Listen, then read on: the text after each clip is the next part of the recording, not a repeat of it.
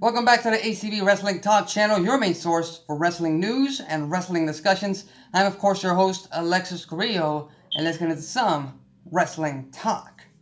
Now, of course, tomorrow night, we get the very first part, for the first half of this brand new draft, or quote-unquote brand extension, where WWE plans to finally create two separate rosters for both Raw and SmackDown.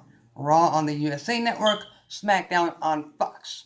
First and foremost, I think that's a great idea because I've stated this in the past that, first of all, that wild card rule that they instated pretty much 2 weeks after the Superstar shakeup was just awful. It was not entertaining. It was just ridiculous. It was outright stupid. I didn't like it, especially coming right after what was supposed to be a shakeup that, in essence, meant that the Raw superstars belong to Raw and SmackDown superstars belong to SmackDown, and then you come in with this rule and break it all apart. Why? Due to ratings.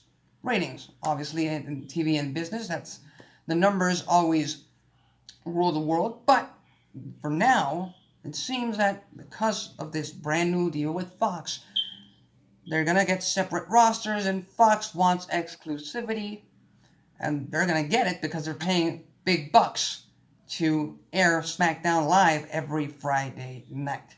So with that said, this isn't going to be a complete full draft predictions or draft preview. These are just a few of my picks because, again, WWE's roster is so large, so big. It honestly would take me half an hour to just decide where everyone will land. And honestly, there are a few superstars on the current roster that a lot of you, including myself, a lot of you fans, and including myself, we don't really care as much as the big names on the roster. So without further ado, let's get one thing right on the table, and that is that brand champions are protected. Brand champions are protected. Okay, so the Raw Tag Team Champions, Dolph Ziggler and Robert Roode, they have to stay on Raw because they're wearing the Raw straps. At least in my opinion. They might make up a different rule. They might say, if they get split up during the draft, and then when they eventually lose the Raw Tag Team titles, they're going to get split up too. That's a possibility. We'll find that out tomorrow night on Friday Night SmackDown on Fox. We'll find that out. But for now, I'm assuming the champions of a brand stay on that brand. So Dolph Ziggler and Robert Roode stay on Raw, and the Revival stay on SmackDown. Including that, you also have the Queen herself, brand new SmackDown Women's Champion, Charlotte Flair. She is not going anywhere. She is staying on the blue brand. Of course, Fox wants that flair in their product. Pun intended. Again, I'm working on these. And Becky Lynch, the man, well, she's the man. She is the face of the women's division. She's the face of WWE 2K20. And even though there are backstage rumors that WWE might be aiming to make SmackDown the A show with it going to Fox, we all know that Vince McMahon's baby and Vince McMahon's number one will always be Monday Night Raw, and I believe the man should stay on the red brand. So now that we are in the women's division, why not separate a few of the big names on the women's division roster? Now, of course, Raw already has Raw Women's Champion Becky Lynch, but I want to stack the odds against her. So obviously you've got Sasha Banks. She's staying on Raw. You got to continue that feud. Again, a little bit disappointed that they didn't put the strap on Sasha Banks, but we'll see where it goes from now. They might be wanting to have Becky Lynch have a year-long run with the belt. We'll see. And again, stack the odds against her. Former SmackDown Women's Champion Bayley heading back to the red brand, teaming up with Sasha. And finally, a match that everyone wants to see, not only because of what Nia Jax did to her previously or right before Survivor Series, a big profile match against Ronda Rousey, but because they all want to see Becky Lynch kick Nia Jax's ass. Again, I'm talking about the characters. Nothing personal against any of these performers. This is just storyline. So I gotta assume that Nia Jax is staying on Monday Night Raw. Moving on to SmackDown Live. Again, I think the sassy lady, Lacey Evans, she's moving to SmackDown Live. I think her personality gelled pretty well with the Queen, Charlotte Flair. It's going to be interesting to see if they elevate that. And we've got Ember Moon, who they need to start pushing up the ranks because, like I said, other than the 4 women from NXT, other than the 4 standouts from NXT, Bayley, Sasha, Becky, and Charlotte, and Ronda Rousey, who's on hiatus right now, WWE's women's division in terms of top name talent isn't quite there yet. It isn't at its fullest.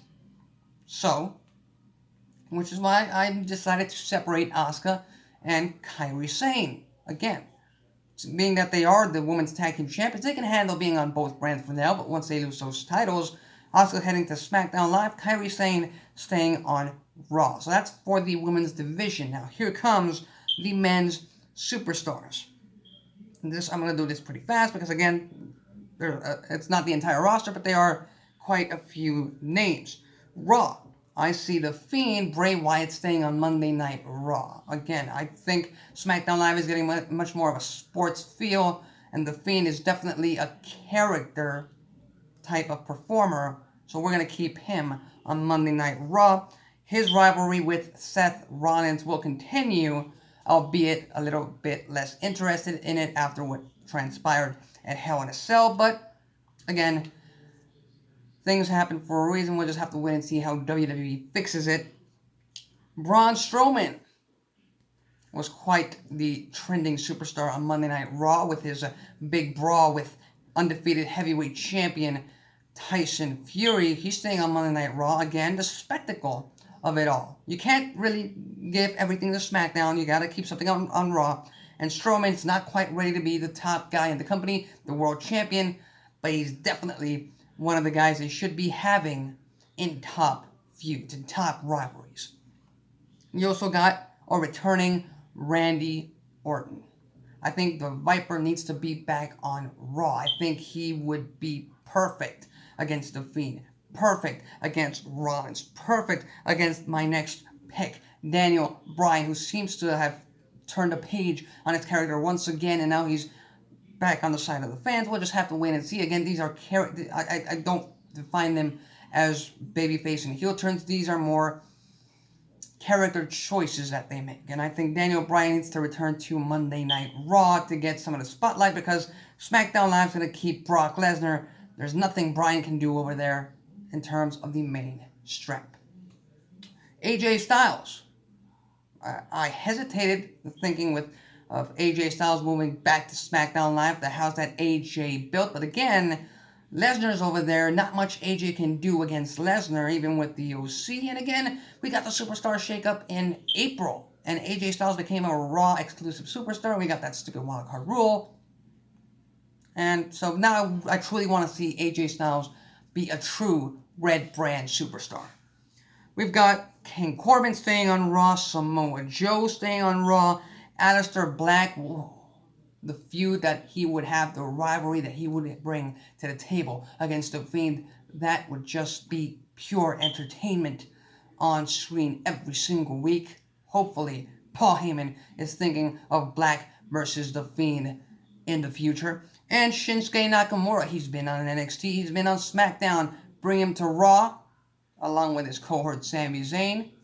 And let's get some good matches out of him on the red brand. Moving over to SmackDown on Fox. Again, like I've stated, Brock Lesnar staying on that blue brand.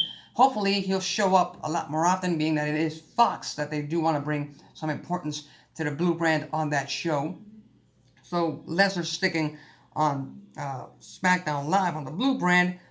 Another man who has benefited from staying away from the title picture and staying away from Raw is the big dog himself, the face of the company, Roman Reigns. He, again, stays put on SmackDown Live. If you bring him back to Raw, I really could see the fans turning on him once more. And it's not that I want to see Reigns versus Lesnar again, but if you want a credible threat against Lesnar, Reigns is one of the few that has beaten him in the past. You also have to include one of my favorite superstars, someone who's been absent for the past few months, couple of months actually. He's been quite absent ever since his elimination in the first round of the King of the Ring tournament. I believe that once eventually Lesnar moves completely out of WWE and becomes the full-timer out of the title picture that he should be, Drew McIntyre is going to be the top heel in the company. He stays on SmackDown Live, and they got to push Drew McIntyre to the top because, again, he's so damn talented. He's got the look. He's got the skills on the mic in that ring. He's intimidating. He looks like a star. He acts like a star. WWE just got to get behind him. That's the main issue with all of this. Kevin Owens, who recently not only kept his job in the ladder match, but also fired Shane McMahon. I think, it'd be kind of a bait and switch to remove him from SmackDown Live after his triumphant return. So I'll keep him on SmackDown Live and see maybe what he's able to do against maybe Lesnar in the future. Again, thinking about future matchups. Lesnar versus Owens, definitely something to think real hard about. Bobby Lashley. Talking about dream matches, Lashley versus Lesnar. I want to see this so bad. I'm hoping we get this match at the Royal Rumble for the WWE Championship. Of course, Lashley isn't quite to the point of becoming champion on the road to WrestleMania and main event in WrestleMania, so Lesnar would have to get that win. But it would definitely build up to a rematch down the line during the summer, and you have to put Lashley over. Again, Lesnar needs to just move out of the title picture. They just brought him back for Cain Velasquez, and WWE shifting their attention to two superstars who aren't going to be here for the long run, who are part-timers. That's their idea of business. It's going to be short-term business, not long-term. And finally, just to recap again, this is drawn way too long. The Miz, going back to the Blue Brand, I think that's where he's had his absolute most entertaining run. Rey Mysterio pretty much defines the Blue Brand. He's been Blue Brand ever since his debut in 2002. He hasn't quite felt right on the Red Brand on Raw. You bring a guy like Ricochet and you pair him up against Rey Mysterio in a one-on-one match on SmackDown Live. That's ratings galore. The fans are going to love that. Rusev's got to come over to the Blue Brand again. Rusev Day on SmackDown Live was his glory days. And you got to keep the feud against Lashley going. And finally, Kofi Kingston and the New Day stay on SmackDown Live. They start building themselves back up. Hopefully they can recuperate the Kofi Kingston character after Lesnar leaves, and they can keep him as a main event star. It's going to be some tough, hard work after what they did to him on that premiere episode of SmackDown last week. But hey, we live for wrestling. We live for these stories. Let's see what goes down. But those are my predictions, my preview, pretty much all the top stars on WWE's roster today. That's where I think they'll land. We'll see tomorrow night on Fox. We'll see on Monday night on Raw as well. So what are your thoughts? What are your predictions? Do you agree with my predictions? Would you shift them to different brands? What will you do? What's your vision? Leave your thoughts, comments, and predictions on the comments section below. If you like this video, hit the like button. If you dislike this video, hit the dislike button. That's it for me. Till next time.